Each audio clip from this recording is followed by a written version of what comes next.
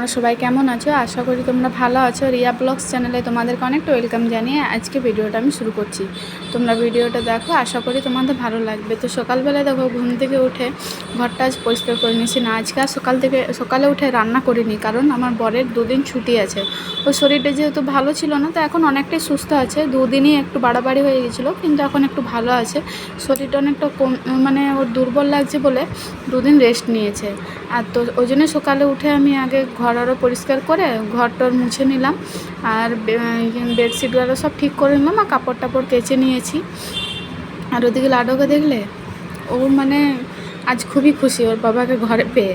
তারপরে দেখো মুখ টুক ধুয়ে আমি ডাবের জল খেয়ে নিলাম। মানে কালকে নিয়ে এসেছিলাম, দুটো নিয়ে এসেছিলাম ডাব।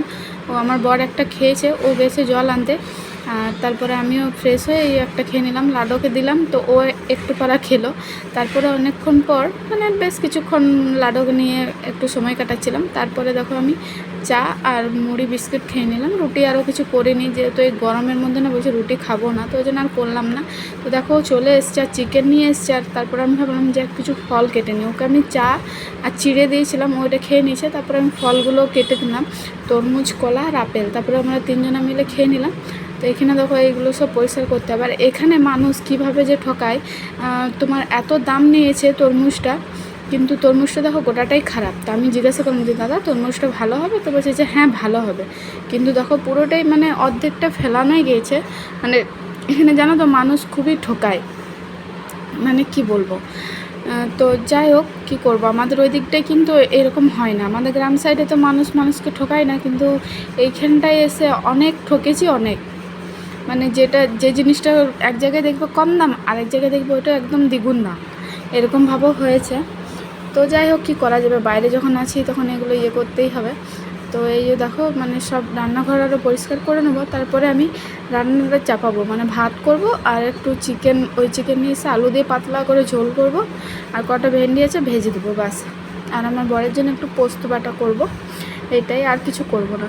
আর ওই ফ্যানটা দেখছো, ফ্যানটা আছে বলে আমার শান্তি। রান্নাঘরটা এত গরম না। তারপরে দেখো এখানে আমি এই ডাস্টবিনে এসে এগুলো ফেটে দিলাম, নোংরাগুলো। মানে এখানেই একটা ছেলে আসে, ও এসে নিয়ে যায়। তো তারপর দেখো এখানে চিকেনটা আমি ম্যারিনেট করে নিলাম কিছুদিনে। পেঁয়াজ, টমেটো, হলুদ আর জিরে গুঁড়ো, ধনে গুঁড়ো দিয়েছি। আর এই আদা রসুনটা একটু গ্রেট করে দিয়ে দেবো, বাস।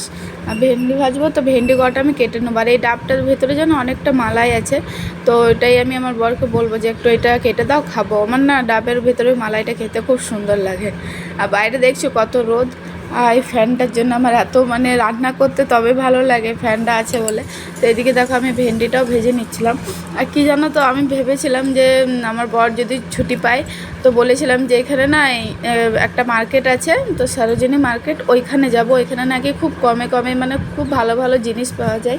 কিন্তু কপালে যদি না থাকে তো কী হবে, কপালের নাম গোপাল। তো যাই হোক, তো ছুটিটা পেলো, তো শরীরটা খারাপ তখনই পেলো। তো এখন তা যেতে তো পারবো না, কারণ শরীরটা খুবই দুর্বল আছে। তো ওই জন্যে মানে যেটা ভাবি না, সবসময় তার অপোজিটটাই হয়। আমার সাথে এটাই হয়, যখন আমি কিছু আশা করি কিন্তু সেটা আমার কখনো পূরণ হয় না। তো এইখানে দেখো এই ড্রামটাতে আমি চালটা রেখে দিলাম। তো এরকম না একটাই আছে, আমি ভাবছিলাম আরও দুটো, মানে ওইখানে যেখানে আমি দোকানে জিনিস নিই, ওই দাদাকে বলেছি যে দাদা আমাকে দুটো ড্রাম দেবে, একটাতে আটা রাখবো আর একটাতে মুড়ি রাখবো। তো ওই দাদাটা বলেছে হ্যাঁ দেবে। তো আজকে বিকেলে যাব, দেখি নিয়ে আসবো। আর এখানে দেখো চিড়েটা আমি হালকা করে ভেজে রেখে দিলাম, আমার বর খাবে চা দিয়ে, তো ওই জন্যই। তো এদিকে দেখো ভেন্ডিটা হয়ে গেছে, আর ওইদিকে ভাতটা চাপিয়েছি, আর কারেন্ট চলে গেছে। তো আবার 1 ঘন্টা পর কারেন্টটা এসছে জানো। তো এইদিকে দেখো আমার ভেন্ডিটা হয়ে গেছে। তারপরে চিকেনটা আমি করে নেবো, গোটা গরম মশলা দিলাম একটু, আর চিকেনটা দিয়ে দিলাম, বাস। এইটাতে হালকা করে মানে একদম কম আঁচ দিয়ে ভাজতে হয়ে যাবে। এই যে দেখো কষানো হয়ে গেছে, একটু মিট মশলা দিয়ে দিলাম।